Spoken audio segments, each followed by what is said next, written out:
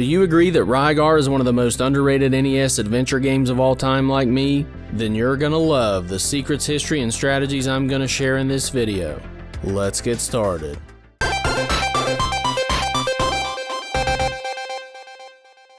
If this is your first time here at the channel, my name is Tyler, and if you love gaming from all generations like we do here at G3, then consider hitting that subscribe button and hit that bell for notifications so you don't miss anything. It was spring of 1989 and it was time again for my yearly dental checkup.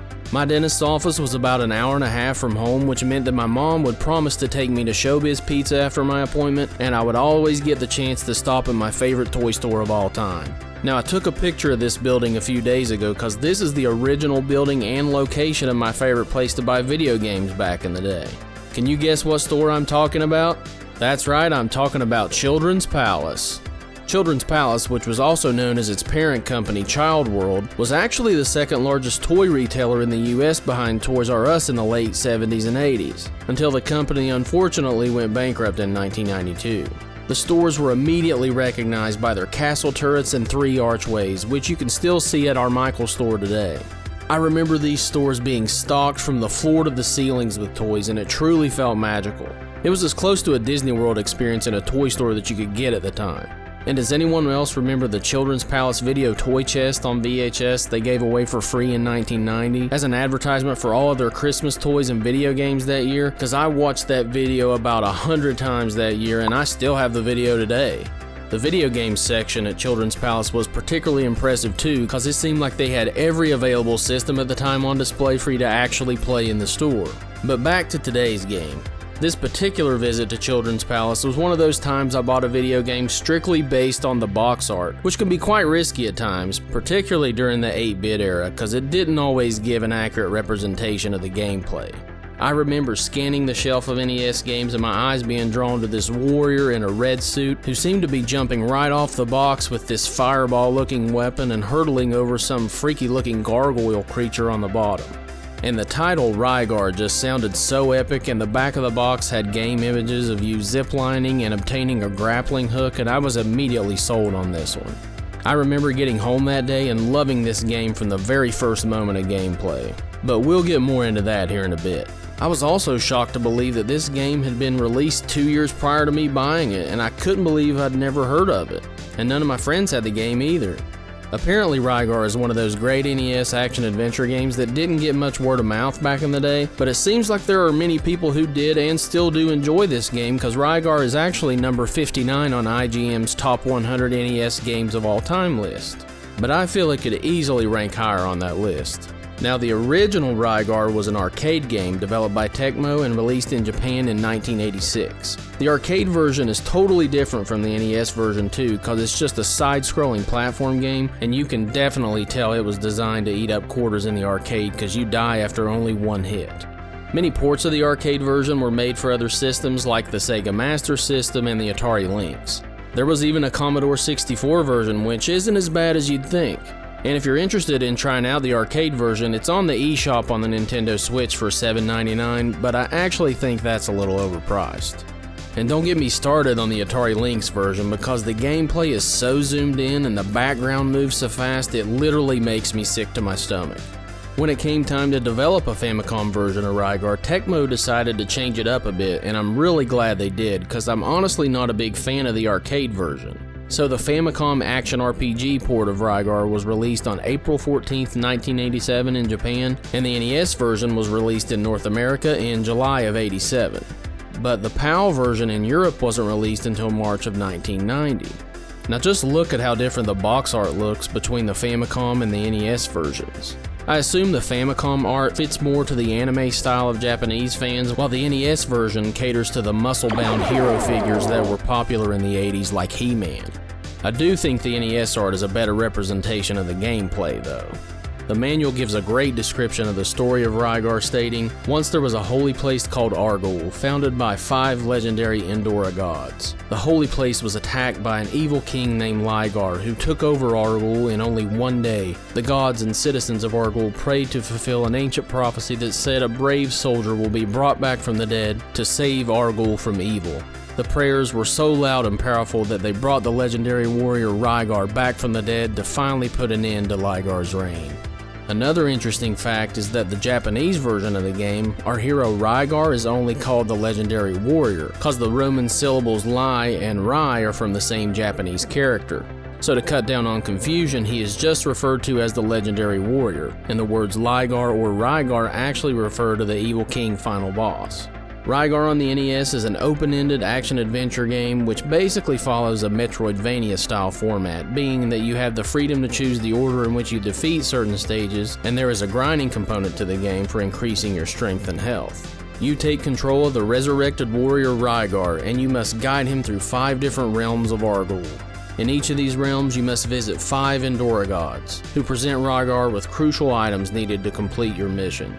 After collecting these items, you must ascend to Lygar's flying castle and destroy him to once again open the door of peace and save Argul.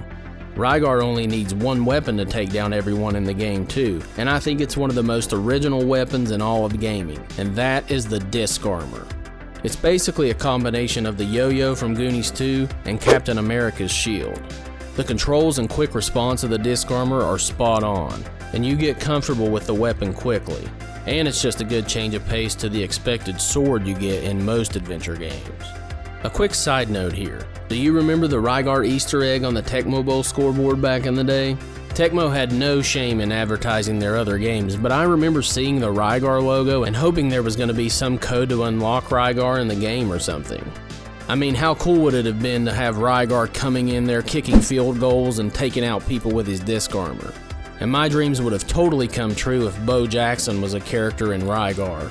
Obviously I love this game, but it has some major faults too. For starters, just like Metroid, there's no in-game map available for reference. Yes, there's a map in the instruction manual, but if it's your first time playing this game, it can make it extremely difficult, because the map in the manual isn't exactly perfect. The major downfall in the game is that it doesn't have a save or password feature.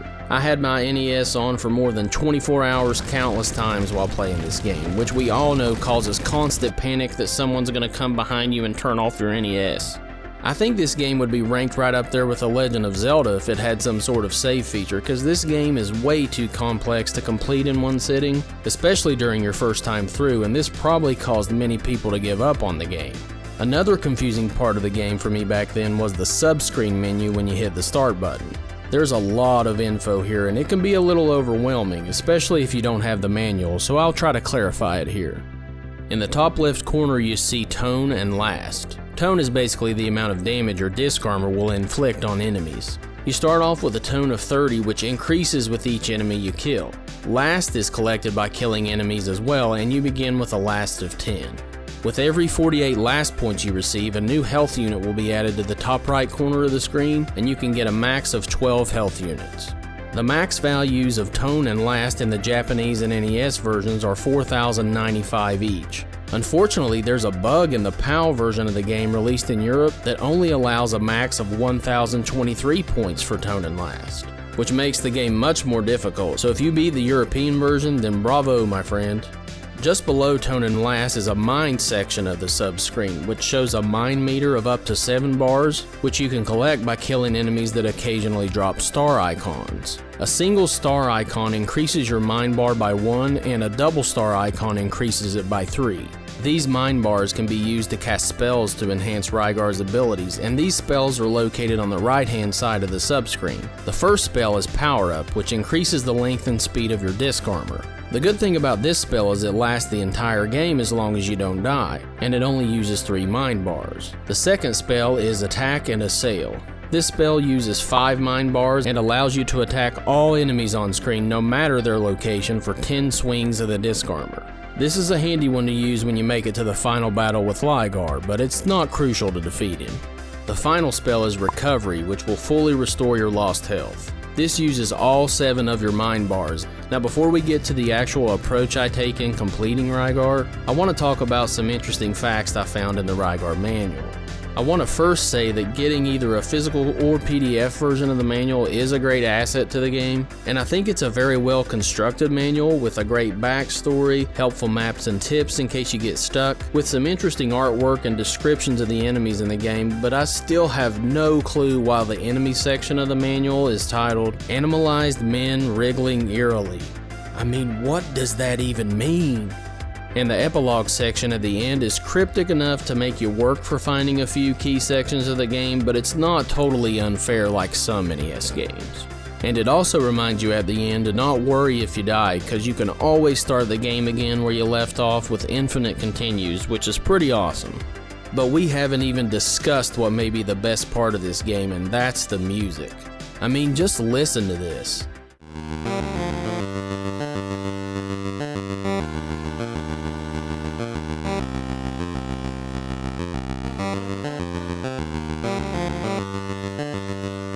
And apparently I'm not the only one who feels this way about the game, because editor Michael W. Dean from AllGame ranked this game 4.5 out of 5 stars and said, "The game features excellent control and pacing, the freedom of non-linear level design, good graphics, a fabulous soundtrack, and one of the coolest weapons that any video game hero has ever wielded."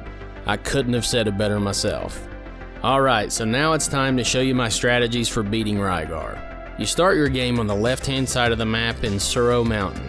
The enemies in this area don't give you much tone or last points either, so just try to get through this area as quick as possible and find that entrance to Grand Mountain at the far right-hand side of the map. Just continue to the right on this next section of the map as well, and you'll quickly make your way to the multi-leveled Grand Mountain, with lots of dead ends and areas that you can't reach until later in the game.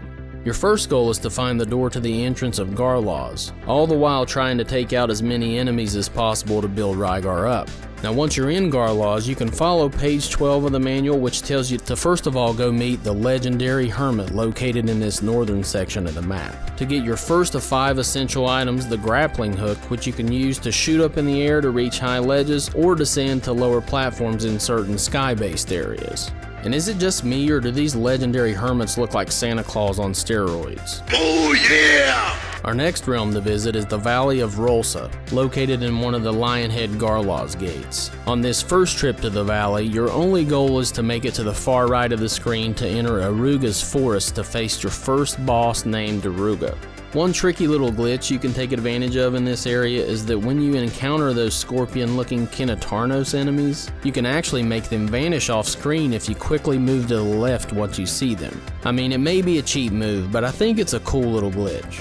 Okay, so you reach the end of the forest and you're ready to take on Aruga, which is quite a difficult boss to start off with because you probably haven't racked up much tone or last yet. My recommendation is to not go into the battle until you have at least 200 tone and last points. You may already be there by the time you get to Aruga, but if you haven't, you can grind for some points pretty quickly by just going in and out of the entrance to the boss to fight the lone Kinatarnos right outside the door. Here is the strategy that works best for me to beat the two-headed monster Aruga. He slowly moves to the left-hand side of the screen and will roar just before he blasts out spreading fireballs. As soon as I walk in the door, I run almost right on top of him and hit him with 3 or 4 disc armor shots. Then right after he roars, I jump straight up in the air where he will almost immediately shoot fireballs, and you can quickly press left and right on the D-pad to maneuver around the fireballs and avoid landing on Aruga. As soon as you hit the ground, hit him a couple times, and repeat the pattern until he's dead. I know it's a bit intimidating at first to fight so close to the boss, but the good thing is that if you die, you have unlimited continues and you start right there at the boss fight, so you don't have much to lose. Once Aruga is defeated, a door will appear and you'll find your first of the 5 Endora gods, and you'll get the wind pulley. The wind pulley allows you to zipline across the ropes you've already passed by a few times in the game.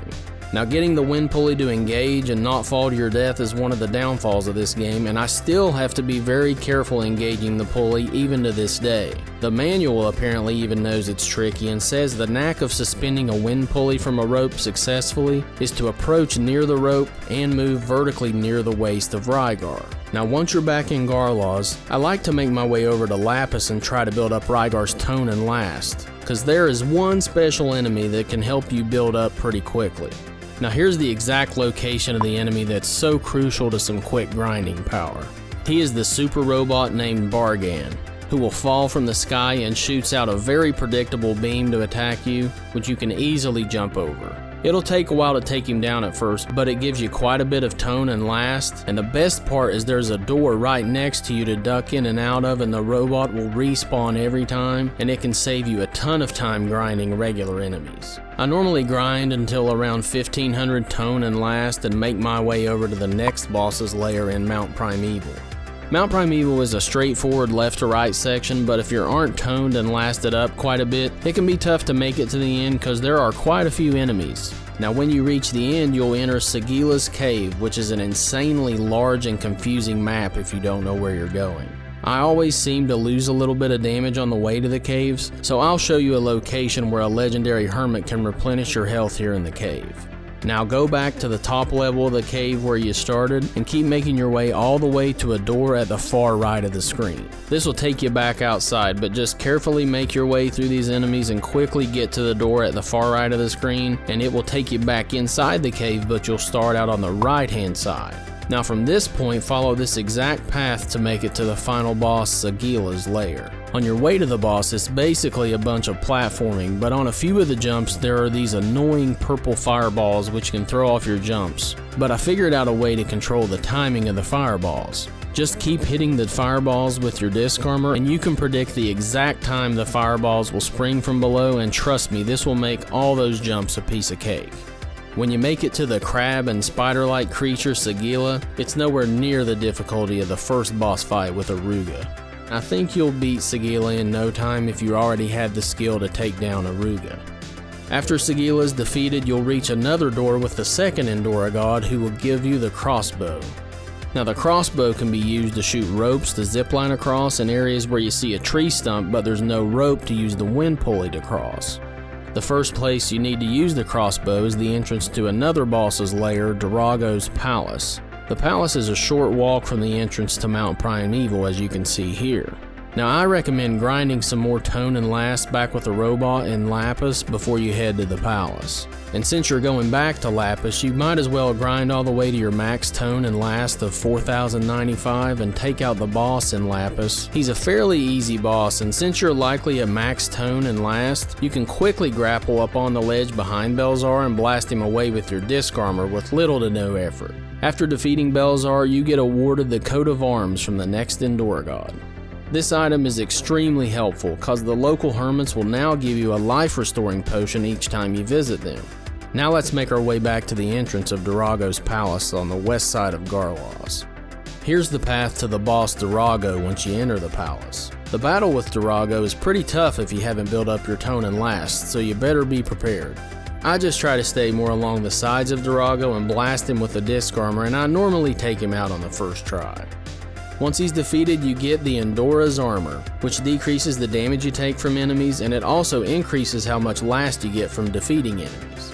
The Tower of Garba is the location of the final Endora god and item we need before the final battle with the evil King Rygar in the floating castle. The tower is located in Grand Mountain we first encountered in the beginning of the game.